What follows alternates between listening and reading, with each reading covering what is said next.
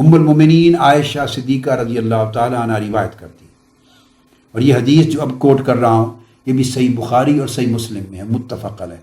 فرماتی ہیں کہ آقا علیہ الصلوۃ والسلام گھر سے باہر کہیں تھے، ایک خاتون میرے پاس آئی، اس کے پاس 2 بیٹیاں تھیں اس کے ساتھ، اور ان 2 بیٹیوں کی وجہ سے اس خاتون نے آ کے مجھ سے کچھ کھانے کا مانگا، پوچھا۔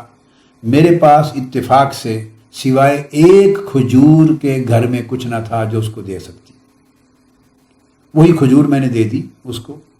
اس نے اس کھجور کو 2 حصوں میں تقسیم کر دیا، توڑ کر 2 ٹکڑے بنا دیے، ایک آدھی کھجور ایک بیٹی کو کھلا دی، آدھی دوسری بیٹی کو کھلا دی۔ خود بھی بھوکی تھی تو خود کچھ نہ کھایا۔ جب اس کی بچیاں آدھا ٹکڑا کھجور کا کھا چکی تو پھر وہ بیٹیوں کو لے کے چلی گئی۔ گھر سے نکلی تو اتنے میں آقا علیہ الصلوۃ والسلام تشریف لے آئے۔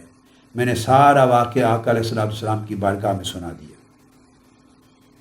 تو حضور علیہ الصلوۃ والسلام نے فرمایا کہ یہ وہ سلوک اس نے کیا جو اس طرح بیٹیوں کے ساتھ ایسا سلوک کرے، اور وہ بیٹیاں ایسی 2 یتیم بچیاں ہیں، چھوٹی بچیاں ہیں، وہ ان کو پالے اور اس طرح ان کے ساتھ شفقت کے ساتھ پیش آئے۔ من ھذ البنات شیئا فاحسن الیہن،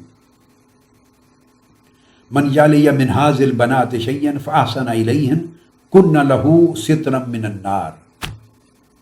آقا علیہ السلام نے فرمایا کہ اگر یہ جو اس طرح کی بیٹیاں کسی شخص، عورت یا مرد کو نصیب ہوں، اور اس کی پرورش کا، ان کو پالنے کا اس طرح کسی کو موقع ملے، اور وہ ان کے ساتھ حسن سلوک کرے، محبت اور شفقت اور رحمت کے ساتھ ان کو پالے، پرورش دے، جس طرح اے عائشہ تو نے اس خاتون کا واقعہ بیان کیا ہے، تو حضور علیہ السلام نے فرمایا کہ وہ بچیاں قیامت کے دن اس عورت کے لیے دوزخ کے درمیان پردہ بن جائیں، اپنی ماں یا اس عورت پالنے والی اور دوزخ کے درمیان وہ ستر پردہ بن جائیں گی، یعنی وہ بچیاں اپنی اس پالنے والی کو یا پالنے والے مرد کو دوزخ سے بچا لیں گے۔ پھر حضرت انس بن مالک رضی اللہ تعالیٰ عنہ سے مروی ہے، آپ فرماتے ہیں کہ آقا علیہ السلام نے فرمایا من آل جاریتین حتی تبلغا جاء یوم القیامت انا وہو ودم اصابعہ۔ اس طرح انگلیوں کو آقا علیہ السلام نے جوڑ دیا، یا اس طرح آقا علیہ السلام نے انگلیوں کو بند کر دیا، یا آپس میں اس طرح ملا دیا، اور فرمایا کہ جس شخص نے 2 بیٹیاں اس طرح وہ اس کو نصیب ہوئی اور ان کو اس نے پالا، شفقت کے ساتھ، رحمت کے ساتھ، محبت کے ساتھ، احسان کے ساتھ پالا، جوان کیا، تو فرمایا قیامت کے دن وہ بچیوں کو پالنے والا اس طرح آئے گا کہ یوم القیامت جاء یوم القیامت انا وہو، اپنی 2 انگلیوں کو جوڑ کر ملا کر فرمایا کہ وہ اور میں قیامت کے دن اس طرح اکٹھے ہوں گے جس طرح یہ 2 انگلیاں اکٹھی ہیں، یا جس طرح یہ انگلیاں سب آپس میں جڑی ہوئی ہیں، وہ میرے ساتھ جڑا ہوا ہوگا یوم قیامت۔ تو جو آقا علیہ السلام کے ساتھ جڑا ہوگا حشر و نشر میں، اس کا حساب و کتاب کیسے کوئی لے گا؟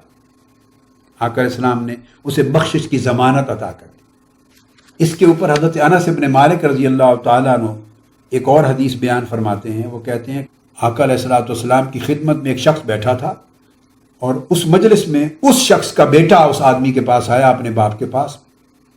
اس نے اپنے بیٹے کو چوما اور چوم کے اپنی گود میں اپنی ران پر بٹھا لی۔ اتنی دیر میں اسی شخص کی چھوٹی معصوم بیٹی بھی آ گئی۔ اس نے بیٹی کو لے کے اپنے ساتھ زمین پر، چٹائی پر جہاں بیٹھا تھا، اپنے ساتھ بٹھا لی۔ آقا علیہ السلام نے فرمایا فَهَلَّا عَدَلْتَ بَيْنَهُمَا، کتنا اچھا ہوتا کہ تو دونوں میں عدل کرتا، تو نے عدل نہیں کیا دونوں کے درمیان۔ آقا علیہ السلام پوچھا عدل کیوں نہیں کیا دونوں کے درمیان؟ بیٹا آیا، اس کو چوم کر گود میں بٹھایا ہے اپنی رانوں پر، بیٹی آئی ہے تو بغیر چومے اپنے ساتھ پہلو میں بٹھا لیا۔